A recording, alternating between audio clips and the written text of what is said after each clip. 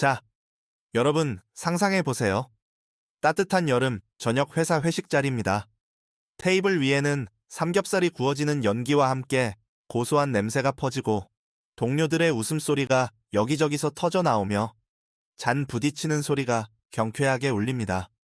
그런데 당신은 옆에 앉은 처음 보는 사람과 대화를 이어가려고 애쓰고 있습니다. 안녕하세요.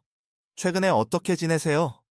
라는 기본적인 질문이 오간 후 갑자기 대화가 뚝 끊깁니다. 주변에 떠들썩한 소리가 더 크게 느껴지고 손바닥에 땀이 배어 나오며 가슴이 답답해집니다. 어색함이 온몸을 짓누르는 듯한 그 느낌 말입니다. 이런 순간을 여러분도 많이 경험해 보셨을 거예요.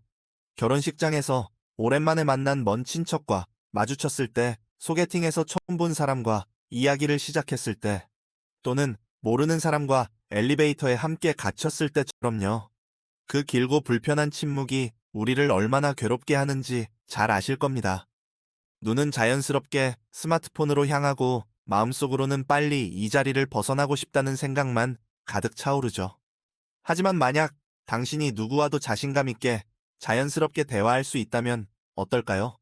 회사 회식에서 낯선 동료와도 웃으며 이야기를 이어가고 결혼식장에서 먼 친척과도 따뜻한 대화를 나누며 소개팅에서 처음 만난 사람과도 어색함 없이 깊은 이야기를 나눌 수 있다면요. 저도 그런 경험을 많이 했습니다. 직장에서, 결혼식장에서, 파티에서, 그리고 우연한 사회 모임에서요. 대화가 끊기는 그 순간을요. 하지만 저는 깨달았어요. 저는 깨진 사람이 아니었고 반사회적인 사람이 아니었어요. 단지 훈련이 부족했을 뿐이었어요. 대화의 달인이 되는 것은 타고난 자신감에 관한 것이 아니라 배울 수 있는 기술에 관한 것이에요. 악기 연주나 글쓰기처럼 꾸준한 연습으로 누구나 익힐 수 있는 기술 말입니다. 오랜 관찰 실패, 그리고 수많은 연습을 통해 저는 누구와도 자연스럽게 이야기하는데 정말 필요한 것은 단 3가지뿐이라는 것을 알게 됐습니다. 그리고 바로 지금부터 그것을 사용할 수 있어요. 여러분도 오늘 이 영상을 통해 그 비밀을 함께 알아가 보시죠. 오늘 우리는 이 미스터리를 함께 풀어볼 겁니다. 바로 대화가 갑자기 어색하게 멈추는 이유와 그 숨겨진 심리학적 비밀입니다. 영상 마지막에 완전한 답이 나옵니다. 중간에 절대 끄지 마세요. 단서를 하나라도 놓치면 미스터리가 제대로 풀리지 않을 테니까요. 이제 첫 번째 단서를 찾아볼까요?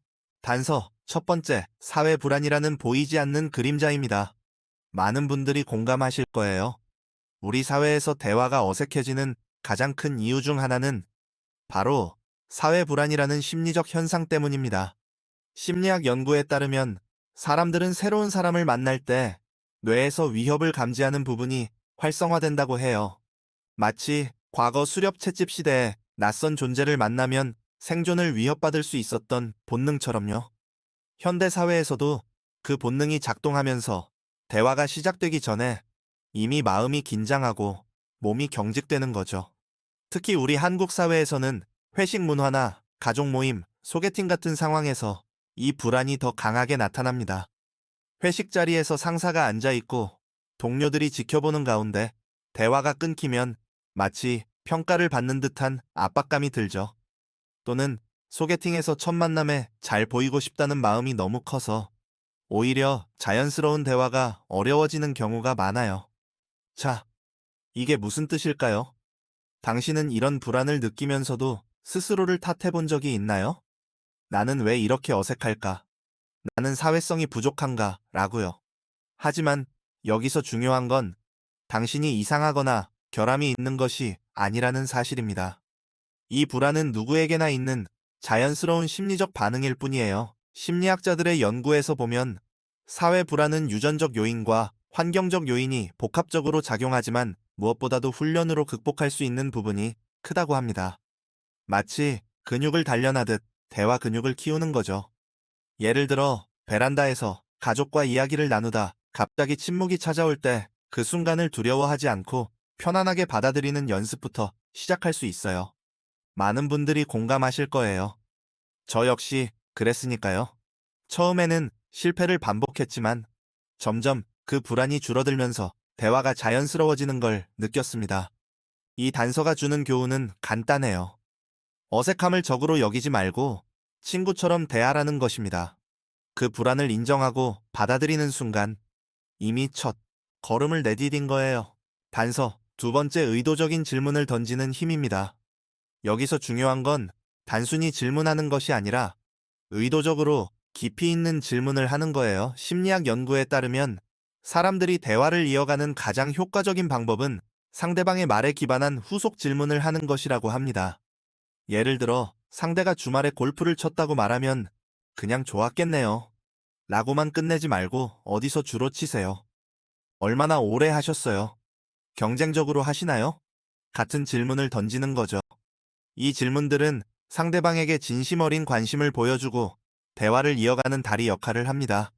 우리 한국 문화에서 보면 회사 회식에서 동료가 최근 본 드라마 이야기를 하면 그냥 재미있었겠다 라고 넘기지 말고 어떤 장면이 가장 인상적이었어요?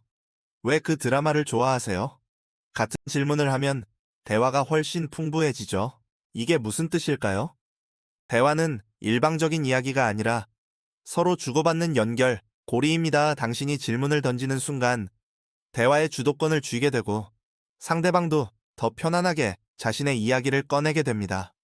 마치 강물이 흐르듯 자연스럽게 흘러가는 거예요. 많은 분들이 공감하실 거예요. 저도 처음에는 뭐라고 말해야 할지 몰라서 침묵만 지켰지만 의도적인 질문을 연습한 후로는 대화가 끊기는 일이 크게 줄었어요. 숨겨진 비밀은 바로 이거예요. 질문을 잘하는 사람은 대화의 마법사라는 것입니다. 상대방의 세계로 한 발짝 다가가는 순간 당신의 세계도 열리기 시작하죠. 단서 세 번째, 적극적으로 듣는 태도입니다. 대부분의 사람들은 대화가 잘 되려면 많이 말해야 한다고 생각하지만 실제로는 정반대입니다. 심리학에서 말하는 적극적 경청은 상대방의 말을 단순히 듣는 것이 아니라 진심으로 이해하려는 태도예요. 눈을 마주치고 고개를 끄덕이며 상대의 감정을 반영해 주는 거죠. 예를 들어 상대가 힘든 일을 이야기하면 그냥 힘들었겠다 라고만 하지 말고 그 상황에서 어떤 감정을 느꼈어요? 라고 물어보는 것입니다. 우리 일상에서 보면 가족 모임에서 부모님이 과거 이야기를 하면 그냥 네, 네 하면서 넘기지 말고 그때 어떤 기분이었어요? 라고 깊이 들어주는 거예요. 자, 이게 무슨 뜻일까요? 적극적 경청은 상대방에게 당신이 진심으로 관심 있다는 신호를 보내고 그 신호가 다시 대화를 풍부하게 만드는 연쇄 반응을 일으킵니다. 마치 춤을 추듯 한 사람이 리드하면 다른 사람이 자연스럽게 따라오는 것처럼요. 많은 분들이 공감하실 거예요. 저 역시 과거에는 다음에 할 말을 머릿속으로 준비하느라 상대의 말을 제대로 듣지 못했어요. 하지만 경청을 연습한 후로는 대화가 훨씬 깊어지고 자연스러워졌습니다. 이 단서의 교훈은 명확해요. 듣는 사람이 진정한 대화의 주인이라는 것입니다. 말하는 사람은 단지 이야기를 꺼내는 사람이지만 듣는 사람은 그 이야기를 꽃피우는 사람입니다. 단서 네 번째, 공통점을 찾아내는 마법입니다. 우리는 비슷한 경험이나 관심사를 가진 사람과 가장 빠르게 연결됩니다. 심리학적으로 보면 유사성의 원리는 사람들 사이의 유대를 강화하는 강력한 힘입니다. 회사에서 같은 취미를 가진 동료를 만나면 대화가 술술 풀리듯이요. 한국 사회에서 보면 김치찌개 맛집 이야기를 하거나 최근 유행하는 K-팝 아이돌에 대해 이야기하면 순식간에 어색함이 사라지죠. 소개팅이나 모임에서 상대의 말을 듣다가 공통점을 발견하면 그 순간 대화가 살아납니다. 이 단서들을 통해 우리는 대화가 어색해지는 미스터리의 큰 그림을 볼 수 있습니다. 사회 불안이라는 그림자가 드리우고 질문과 경청 공통점이 부족하면 대화는 멈춰버리죠. 하지만 이 모든 것이 훈련으로 극복할 수 있다는 게 핵심입니다. 자, 이제 이 미스터리의 핵심을 공개합니다. 사실 가장 잔인한 진실은 대화가 어색하게 멈추는 순간이 단순한 침묵이 아니라 당신의 마음속에 쌓인 보이지 않는 벽 때문이라는 것입니다. 그 벽은 사회 불안이라는 그림자로 시작해 질문의 부재, 경청의 결핍, 그리고 공통점의 단절로 점점 높아지죠. 하지만 여러분, 여기서 가장 중요한 건 그 벽이 영원하지 않다는 사실입니다. 오히려 그 벽을 허무는 열쇠가 바로 당신 손에 있다는 거예요. 다행히 답이 있습니다. 바로 세 가지 원칙이에요. 이 원칙들을 진심으로 받아들이고 실천한다면 누구와도 자연스럽게 대화가 흘러가고 어색한 침묵은 더 이상 두려움이 아닌 여유로운 공간이 될 것입니다. 자, 이제 하나씩 깊이 파헤쳐 보겠습니다. 첫 번째 원칙은 의도적인 질문을 던지는 것입니다. 단순히 뭐라고 물어볼까 하는 수준이 아니라 상대방의 세계를 진심으로 탐험하려는 마음으로 질문을 하는 거예요. 심리학 연구에 따르면 사람들이 대화를 통해 가장 강한 유대를 느끼는 순간은 바로 상대가 자신에 대해 깊이 물어올 때라고 합니다. 마치 오래된 친구가 당신의 이야기를 듣고 더 궁금해하는 듯한 느낌이죠. 예를 들어 회사 회식 자리에서 옆자리 동료가 주말에 등산을 갔다고 말하면 그냥 좋았겠네요 하고 끝내지 마세요. 대신 어느 산에 다녀오셨어요? 그 산에서 가장 기억에 남는 순간은 언제였나요? 왜 그 산을 선택하셨어요? 같은 질문을 던져보세요. 이 질문들은 단순한 호기심이 아니라 상대방의 감정과 경험을 존중하는 다리 역할을 합니다. 우리 한국 사회에서 보면 소개팅 자리에서 상대가 최근에 본 드라마 이야기를 하면 재미있었겠다 하고 넘기지 말고 그 드라마 속에서 가장 공감했던 장면은 무엇이었어요? 그 장면을 통해 당신이 느꼈던 감정은 어떤 거였나요? 라고 물어보는 거예요. 그러면 대화는 일방적인 정보 교환이 아니라 서로의 마음이 오가는 따뜻한 교류가 됩니다. 많은 분들이 공감하실 거예요. 저 역시 과거에는 대화가 끊길까봐 두려워서 질문조차 제대로 못했습니다. 하지만 의도적인 질문을 연습하면서 깨달았죠. 질문은 대화의 마법 지팡이와 같아요. 한번 물으면 상대방의 이야기가 꽃처럼 피어나고 그 꽃을 통해 당신도 자신의 이야기를 자연스럽게 더할 수 있게 됩니다. 여기서 중요한 건 질문이 진심 어린 관심에서 나와야 한다는 것입니다. 가짜로 물어보는 척하면 상대는 금세 알아차려요. 반대로 진심이 담긴 질문은 상대의 마음을 열고 당신의 마음도 열어줍니다. 자, 생각해보세요. 베란다에서 가족과 저녁을 먹다 갑자기 침묵이 찾아올 때 당신이 먼저 부모님께 요즘 건강은 어떠세요? 최근에 가장 행복했던 순간은 언제였어요? 라고 물어본다면 그 침묵은 더 이상 불편한 것이 아니라 사랑이 깊어지는 순간이 될 거예요.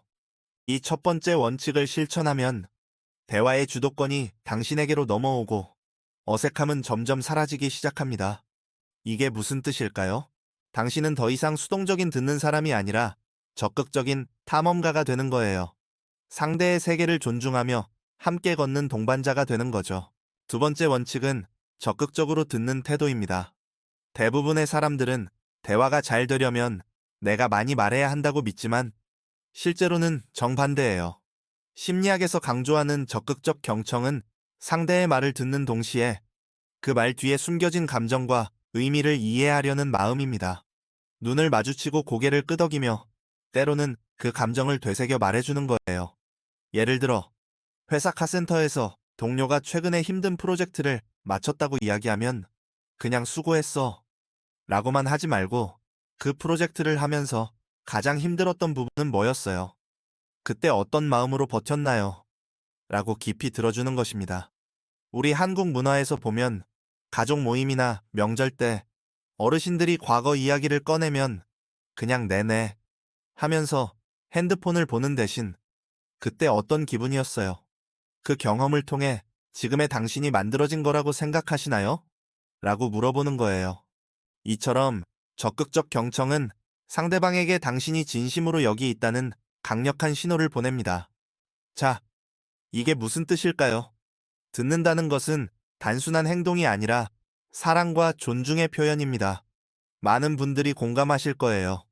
저도 예전에는 다음에 할 말을 머릿속으로 준비하느라 상대의 말을 반만 듣고 있었어요. 그러다 보니 대화가 자꾸 엉뚱한 방향으로 흘러가거나 어색해지곤 했죠. 하지만 적극적 경청을 연습한 후로는 대화가 훨씬 깊어지고 따뜻해졌습니다.